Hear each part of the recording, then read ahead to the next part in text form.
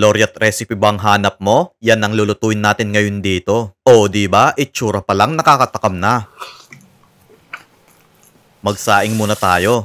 4 na bawang, paminta, patis, at 1 pirasong itlog. I-marinate muna natin yung manok. Kapag malapit ng maluto, ilagay natin yung egg yolk, glutinous rice flour, 1/4 cup rice flour, asukal, at konting asin. 1 kutsarang mantika, then kalahating tasang maligamgam na tubig. Magbilog na tayo. Eden cheese ang ilalagay ko. Tapos balutan natin ng sesame seeds.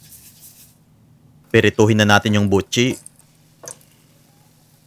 Naghiwa ko ng 14 pieces na siomai. Tapos ilalaga ko muna yung kanton. I-drain natin at hugasan para hindi ma-overcook.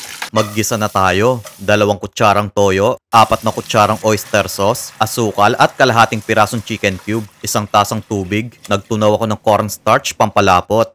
Lutuin na natin yung carrot at siomai. Ilagay na natin yung kanton pero pinatay ko na yung lutuan ko dito. Tapos yung sauce na ang ihahalo ko. Onion leeks, naglagay din pala ako ng paminta dito. 1 tasang harina at 3 kutsarang breading mix. I-breading na natin yung manok. Then, pirituhin na natin. O, diba? Ang bilis lang ng pagluluto nito. Kaya kung gusto nyo pa ng mga ganitong recipe, mag-follow lang kayo kay Lokong Kusinero para ma-update kayo sa mga susunod na video.